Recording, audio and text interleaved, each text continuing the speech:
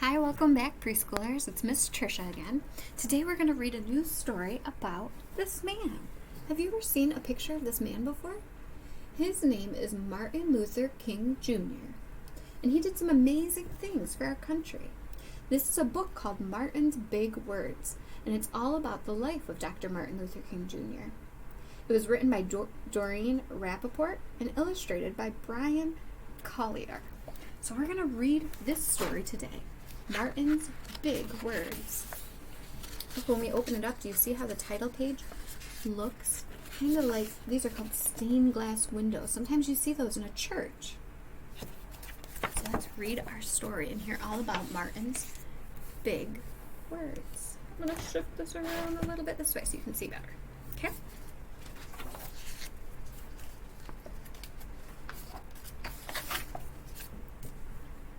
Look at that picture.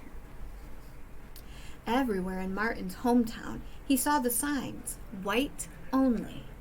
His mother said these signs were in all southern cities and towns in the United States.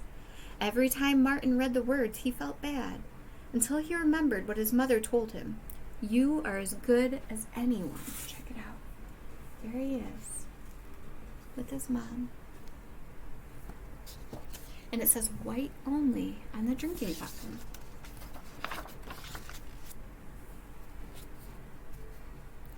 In church, Martin sang hymns. He read from the Bible, and he listened to his father preach. These words made him feel good. When I grow up, I'm going to get big words too.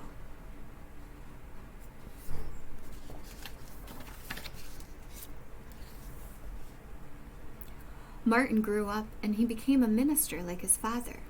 And he used the big words he had heard as a child from his parents and from the Bible. Everyone can be great, he said.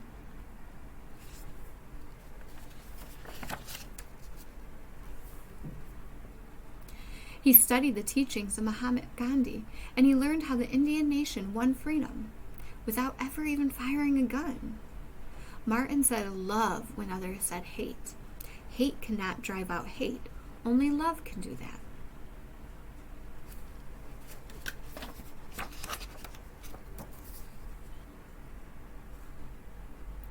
He said together when others said separate, and he said peace when others said war. Sooner or later, all the people of the world will have to discover a way to live together. Sorry about that. Everybody in the world's going to have to figure out how to live together. We can't just keep fighting. Look, there's the top of a bus driving by. In 1955, on a cold December day in Montgomery, Alabama, Rosa Parks was coming home from work. A white man told her to get up from her seat on the bus so he could sit down. She said no, and she was arrested. Montgomery's black citizens learned of her arrest. It made them angry. They decided not to ride the buses until they could sit anywhere they wanted.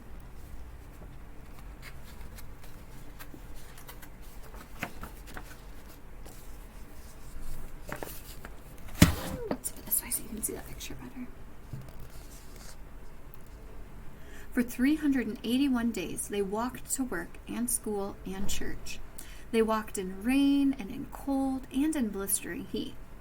Martin walked with them and talked with them and sang with them and prayed with them until the white city leaders had to agree that they could sit anywhere they wanted.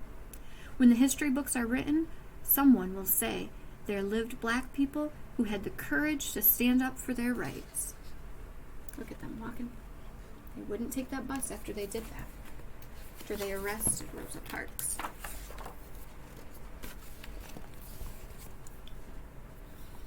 In the next 10 years, black Americans all over the South protested for equal rights. Martin walked with them and talked with them and sang with them and prayed with them.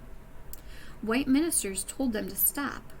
Mayors and governors and police chiefs and judges ordered them to stop, but they kept on marching.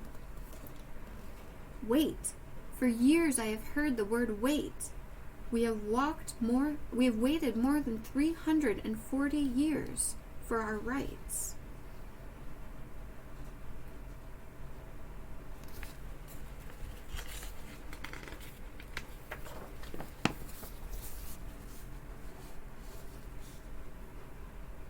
They were jailed and beaten and hurt really bad and even murdered. But they kept on marching. Some Black Americans wanted to fight with their fists, and Martin convinced them not to. He reminded them of the power of love. Love is the key to the problems of the world.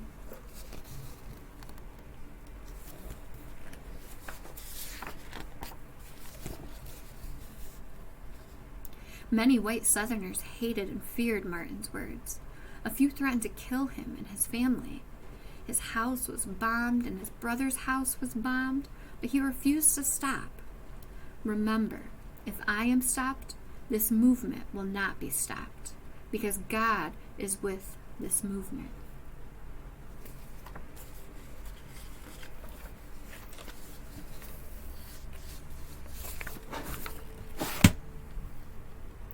The marches continued. More and more Americans listened to Martin's words.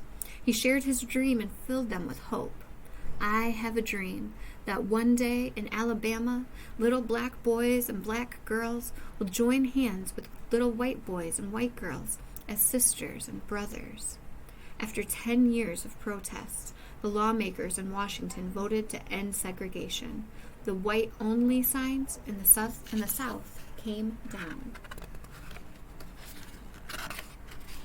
Segregation means they determined who could do what, and just like those white signs that only white people could use the drinking fountain, they got it so that the signs would come down. But that didn't end the problems.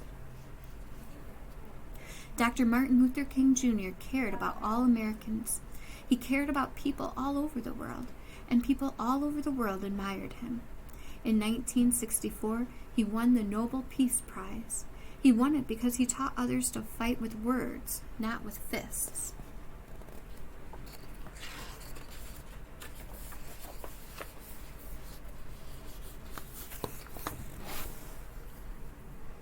Martin went wherever people needed help. In April 1968, he went to Memphis, Tennessee. He went to help garbage collectors who were on strike. He walked with them and talked with them and sang with them and prayed with them. On his second day there, he was shot and he died.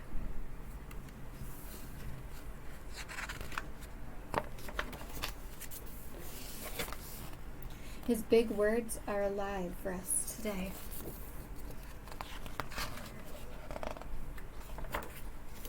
That's the end of our story about Dr. Martin Luther King Jr. He did a lot of really amazing things, and he made sure people knew that when you don't like what's going on, you can't just use your fists to stop the problem. You got to use your words.